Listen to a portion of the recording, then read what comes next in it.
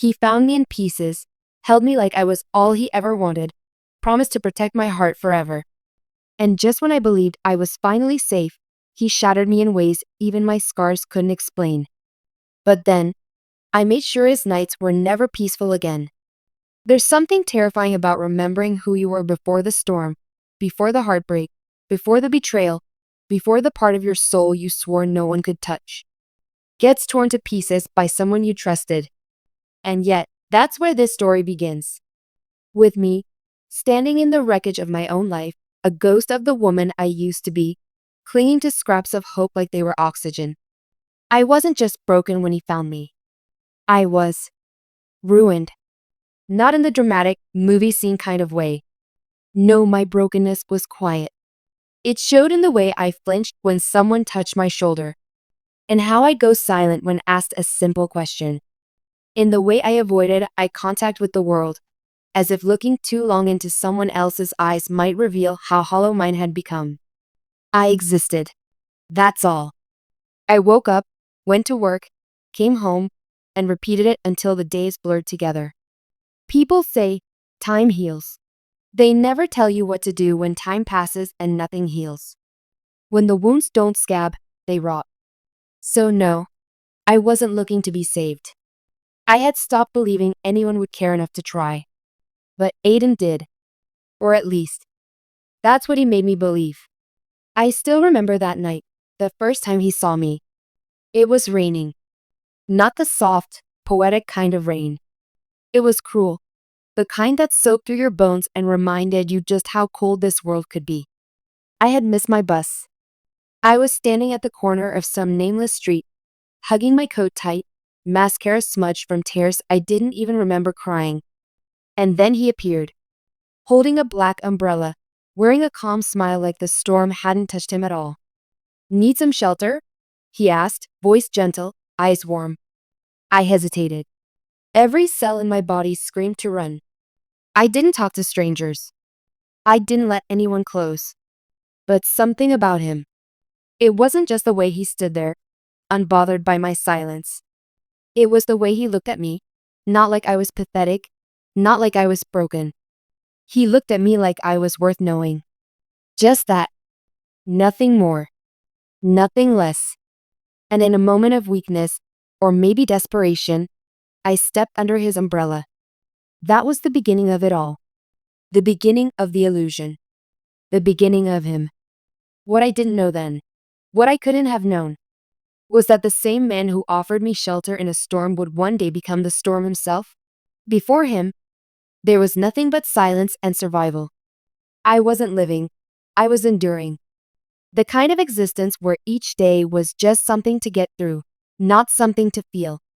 I had just clawed my way out of a marriage that nearly buried me alive. 8 years. 8 years of pretending I was happy, of swallowing my voice, of learning how to smile through bruises no one could see. People always ask why women stay. The truth?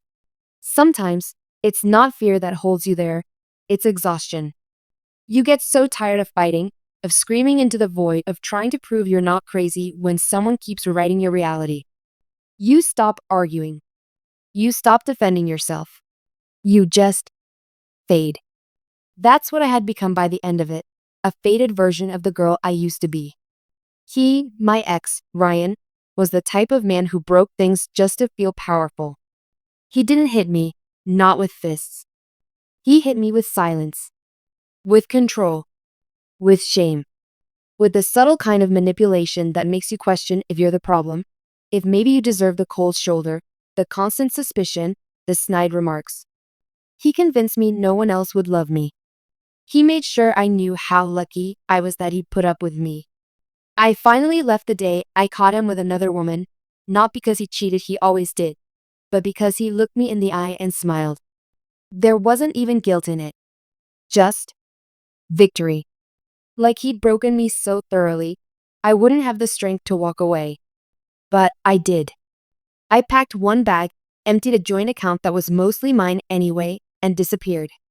I found a basement studio in a crumbling old building, moldy walls, rusty pipes, one tiny window. It was barely livable. But it was mine. And it was quiet.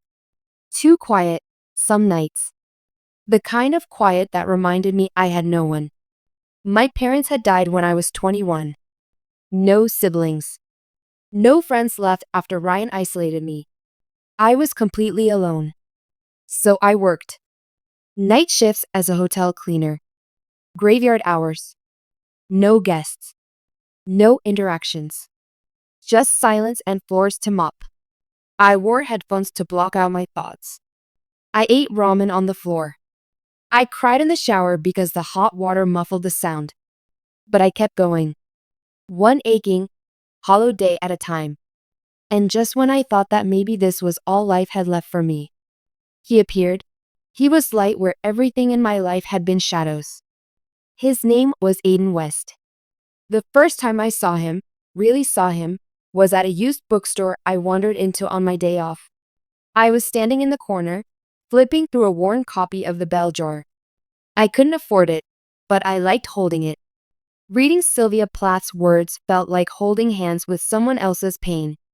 It made mine feel less lonely. He approached me gently. Tall. Soft features. That kind of confidence that isn't loud, just comfortable in its own skin. He asked if I liked poetry. I didn't answer at first. But then he said something I'll never forget. Sad words don't mean you're weak. Sometimes they just mean you felt things deeper than most. That broke something in me. Or maybe it connected something that had been numb for too long. We talked. Just a little. He offered to buy the book for me. I refused. The next day, I found the book slipped into my apartment door with a note that said, "Every broken heart deserves words that understand it." Aiden, it sounds small, maybe even creepy to some. But when no one has seen you in so long, even the smallest gesture feels like a sunrise. From there, it was slow. Purposefully slow. He didn't ask for too much. He didn't push. He just showed up. Again and again. Coffee dropped off during my breaks. Walks home in the early hours of the morning. Notes left in my locker. Little ways he reminded me I wasn't invisible anymore. And slowly, I let my guard down. Piece by piece, he picked up what others had left behind. And I began to believe again. Falling for Aiden wasn't like falling at all. It was like floating. Like after years of drowning, someone finally taught me how to breathe underwater. He never rushed me. He never demanded anything. He simply existed beside me, warm, steady, present. And that alone made me start believing in the possibility of a love that didn't hurt. He learned my triggers without me having to name them. He noticed how I flinched at loud voices, so he always spoke softly. He saw how I hesitated when someone touched me, so he asked for permission, always. He learned how I made tea when I was anxious, how I stared out the window when I was overwhelmed, how I slept facing the wall like I was trying to disappear. He made it all feel safe. And it wasn't just his words, it was the consistency. The way he always showed up. He never let more than a day go by without checking in. He called me his muse, his miracle, his calm. 3 months in, he invited me to move in with him. I was hesitant. I had learned the hard way that men only want you close when they want control. But Aiden? He assured me it was nothing like that. He wanted to protect me, to give me comfort, a soft place to land, finally. He said, "You've been strong for too long. Let someone be strong for you now." And God, how I wanted to believe that. His place was beautiful, not grand, but warm. Bookshelves lined with old paperbacks. Plants on every windowsill. A kitchen that always smelled like cinnamon and cloves. Art he said he painted himself. Soft, abstract pieces that looked like emotion and color. For the first time in years, I could sleep without fear of waking up to yelling or silence. For the first time, I laughed, like, really laughed. And when I cried, he held me like my pain was sacred. Like it mattered. He told me things like, "I'm not here to fix you. I just want to love you while you heal. You don't have to be perfect with me. Just real. You are not your past. You're everything you survived. And slowly, I gave him everything. My fears, my scars, my memories, my body, my trust.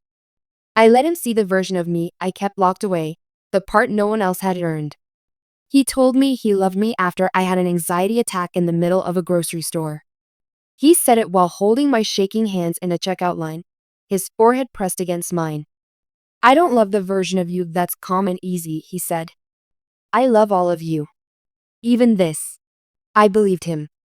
I believed every word. Because when someone meets you in your mess and says, I'm not going anywhere, you want so desperately for it to be true that you don't see the shadows forming behind their smile. I didn't know then that Aiden had his own secrets, that the warmth he gave so freely came with fine print, unread, unspoken, and fatal. Because the thing about men like him is, they don't destroy you all at once. They do it slowly, beautifully, soft enough that when you finally feel the pain, you've already handed them the knife. It didn't happen all at once. That's the most terrifying part. You don't go to sleep loved and wake up hated. The switch doesn't flip. It dims. Slowly. Quietly. Cruelly. It started with the silence. The kind of silence that wasn't peaceful anymore. It was sharp. Heavy. Like the air was made of glass and one wrong word would shatter it. Aiden started coming home later. No explanation. No texts. Just vague excuses. Just work. Just tired. Don't start overthinking again. But I wasn't overthinking. I was remembering. I'd been here before, in that space between doubt and denial, where your gut is screaming, but your heart is too afraid to listen. He stopped leaving me notes. He stopped making tea. Stopped asking me how I was sleeping. And when I asked if something was wrong, he smiled, but it wasn't the smile I knew. It was colder, tighter, almost rehearsed. You're just being sensitive, he said. Like that was a flaw. Like feeling too much was a disease I needed to apologize for. At first, I told myself it was stress, work, life, something outside us. But then came the dismissals, the comments. You're too emotional. Why do you always assume the worst? You're acting like your ex again, paranoid. That one. That one cut deeper than the rest. Because he knew what those words meant to me. He knew the weight of that comparison. And still, he threw it like a grenade just to watch me scramble to prove him wrong. I started second-guessing everything, my words, my tone, my silence. I began apologizing for things I didn't do, censoring myself, shrinking again. And in the back of my mind, a voice whispered, it's happening again. You're losing yourself. Again. But I held on. I kept loving him. Because that's what we do when we believe someone saved us. We convince ourselves they wouldn't be the one to destroy us. I started noticing small things. Passwords changed. Locks rekeyed. Phone turned over when he was near me. He stopped looking me in the eyes when he said, I love you. And when he touched me, it felt mechanical. Like muscle memory, not desire. Then came the lies. Tiny, stupid lies. The kind you don't need to tell unless you're hiding something. One night, he said he was out with coworkers. But his jacket smelled like perfume I didn't own. His hands were warm, but his smile was cold. When I asked about it, he laughed. Laughed. Like my pain was a joke. God, you're exhausting, he muttered. And there it was. The real him. Peeking out for just a moment. Sharp, cruel, familiar. He looked at me the way Ryan used to, with pity. With disgust. You should really get help, he said one night, tossing his keys on the counter. This trauma obsession of yours is ruining everything. But the moment that finally shattered it all, the moment the mirror cracked and couldn't be repaired, was the day I found his second phone. Tucked beneath a stack of old books in his studio. I wouldn't have even found it if I hadn't been looking for a paintbrush. The screen lit up as I picked it up. A message. From a name I didn't recognize. Last night was amazing. She still has no idea, does she? I stared at that screen for what felt like hours. The rest of the messages were worse. So much worse. Photos, videos, messages mocking me, calling me damaged goods, laughing about how easy I was to manipulate, how he fixed me just to see how fast he could break me again. I dropped the phone. My hands were shaking. My chest burned. My ears rang. I had given this man everything. I had handed him the broken pieces of myself and thanked him for pretending to care. And he had used those pieces to build a weapon, just so he could shatter me again. He walked in while I was sitting on the floor, saw the phone in my hand. He didn't apologize. He didn't panic. He just sighed. I was wondering when you'd find that. That was all he said. No remorse. No fear. Just boredom. Like my heartbreak was an inconvenience. And then he walked into the kitchen, poured himself a drink, and said, "You really thought someone like me could love someone like you?" That was it. That was the moment the last ember of love inside me turned to ash. But beneath the grief, beneath the horror, something darker bloomed. Not rage. Not despair. Purpose. Because this time, I wasn't going to cry in the shower. I wasn't going to beg. I wasn't going to disappear. This time, I was going to make him bleed. They say grief has 5 stages: denial, anger, bargaining, depression, acceptance. But they forgot the 6th one: revenge. When Aiden walked away from me that night, smirking into his whiskey like I was some silly girl who'd finally woken up to a joke only he was in on, I didn't break. I calcified. Something inside me, something tender and fragile, curled in on itself and died. And from its ashes rose something colder. Something surgical. He thought he knew the extent of my damage. He thought he had mapped every wound, every scar. But what he didn't know was that women like me don't stay shattered forever. We sharpen. That night, I didn't cry. I watched him sleep, peaceful, unbothered, like he hadn't just gutted me with the truth. And I realized something terrifying. He wanted this. He planned this. This wasn't a mistake or a weakness. It was a game. And I was just another broken girl he could mold, play with, and discard. And now, he was bored. So he stopped pretending. But I wasn't finished. He thought the worst thing I could do was leave. He was wrong. The worst thing I could do was stay, pretend, watch, learn. So I did. For the next 2 weeks, I played my role flawlessly.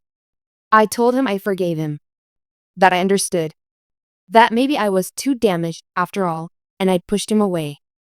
I made myself small again, just enough to soothe his ego. And oh, how he loved that. That power. That control. He thought he'd won. While he slept, I read everything in that second phone. Screenshotted it. Forwarded it to a secret email I'd made. Names. Photos. Conversations. He didn't just cheat, he hunted. Broken women. Isolated women. Women rebuilding their lives. He called it rescuing. But it was never about saving. It was about conquering. He'd done it before me. And from the sound of it, he was already doing it again. But Aiden's fatal flaw? He thought he was untouchable. Smart, careful, charming. But he forgot. No one knows your soft spots better than the woman who trusted you. He gave me access to everything. His art studio. His finances. His passwords. His inner circle. Because who would ever suspect me, right? The broken, grateful little girlfriend he'd put back together? So I waited. I smiled. I cooked his favorite meals. I moaned when he touched me. I let him think I was still his. But inside, I was counting days, building plans, sharpening knives, not literal ones, no. Worse, legal ones, social ones. digital ones. And when I struck, it would be slow. I would not scream. I would not rage. I would not cry. I would end him the way he ended me. Quietly, thoroughly, forever. Because monsters like Aiden don't just need to be exposed. They need to be ruined. Revenge, if done right, doesn't scream. It whispers. It doesn't show up in a burst of rage. It unfolds, slowly, methodically, like the final act of a play the villain never saw coming. And I made sure mine was flawless. Step 1. The mask must stay on. I gave Aiden nothing to suspect. I laughed at his jokes. I kissed him good morning. I lay in bed beside him at night and whispered, I love you, while imagining the moment he'd finally understand who I really was underneath all the softness he thought he molded. He thought he broke me. But really, he built his own executioner. Step 2. Find the cracks. Aiden painted himself as this altruistic artist. A mentor. A healer of broken women. He donated to mental health charities, held art therapy workshops, posted soul-searching captions on Instagram. But behind the scenes, he had records, receipts, screenshots of women's traumas, photos he never had permission to take, conversations with other men, laughing at the emotional damage they caused. To the world, he was a gentle savior. But to those of us behind closed doors, he was a puppeteer, pulling strings, watching us dance, then cutting us loose. He called it studying trauma. I called it evidence. I gathered it all. Emails, messages, GPS pings.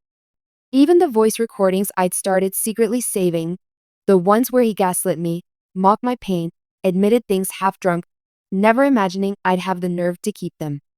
Oh, but I did. Step 3. Turn his heaven into hell. I began with his world. Not his body. Not his home. Not even his heart. His reputation. I sent anonymous packages to every gallery he was scheduled to show in. Emails with attachments labeled, for your protection, read before associating with this artist. I posted anonymously in survivor forums, with proof. Dozens of women reached out. One had been hospitalized. Another had lost custody of her child because of the mental breakdown he helped trigger. All of us had believed the same lie. That he found us, healed us, and loved us. But really, he just studied us like experiments. Cataloged our weaknesses like a twisted collector. Together, we built a file, a digital case so damning it couldn't be ignored. Step 4. Let him feel it. It started small. A gallery canceled his exhibition. Then another. He blamed haters. Said it was jealousy. Said I was still obsessed with him when I stopped sleeping in his bed one night. You used to be grateful, he snarled. And I smiled, because for the first time, he sounded scared. Then came the messages. His sponsors pulling out. His mentorship program suspended. His accounts under review. His name popping up in private artist group chats, blacklisted. I watched it all unfold from the same living room couch where he used to kiss my forehead and call me his masterpiece. Now, he couldn't even get a coffee shop to hang his art. Step 5. The personal touch. And then, I ended us. Publicly. I posted everything. Not under my name, but as a survivor. With evidence. With stories from the other women. With timelines and names redacted to protect us, but the pattern painfully clear. The world saw him. Finally. Not as a savior. Not as a healer. But as a serial emotional predator. Charming, manipulative, dangerous. He tried to fight back. Of course he did. But you can't erase truth once it's in the bloodstream of the internet. You can't unring a bell. I moved out without warning. Left nothing behind, not a note, not a tear. Only a single message, taped to his mirror. You taught me how to break again. So I taught you what it feels like to fall and never hit the ground. After I left, I didn't look back. Not once. Not when I saw his name trending for all the wrong reasons. Not when I heard he'd locked himself in his apartment for days. Not when a mutual friend messaged me. He's losing everything. Are you happy now? I didn't reply. Because this wasn't about happiness. It was about justice. I built a new life. Quietly. Carefully. I got therapy, real therapy. Not the illusion of healing Aiden pretended to offer. I worked again. Smiled again. Learned how to take up space without apologizing for it. But even healed wounds ache in the rain. And some nights, when the house was too quiet, I'd remember. Not the man. The lie. The beautiful, exquisite lie I wanted him to be. But pain has a funny way of turning into power when you refuse to be its prisoner. I thought I'd close that chapter forever. But the twist. It didn't come from Aiden. It came from someone else. 3 months later, I received an email. No subject line. No name. Just a single sentence. He did the same thing to my sister. But she didn't survive it. I stared at the screen. I reread it a dozen times. Then came another. She met him in one of his workshops. She was struggling. She thought he saw her. He used her. Ghosted her. She spiraled. We buried her last year. I felt like the air had left the room. Everything I'd done, every ounce of vengeance I'd served, I thought it had been personal. But it was bigger than me. He hadn't just broken hearts. He'd ended lives. And then came the final blow. We're filing a lawsuit. Class action. Your story helped us find each other. We'd like to include your name. If you're ready to turn survival into change. I closed my laptop, sat in the dark, and realized. I thought my revenge was complete when I destroyed his world. But this was the real justice. Because now, his name wouldn't just disappear from art shows or sponsorships. It would be carved into court records, into public history. He wouldn't just be ruined. He'd be remembered, not as the man who rescued broken women, but as the predator who created them. And in the end, he held me when I was broken, promised to stay, used my pain to break me again. But then I made sure he'd never heal from what I did next. Because some scars aren't meant to fade. Some monsters aren't meant to hide. And some women aren't meant to stay victims forever.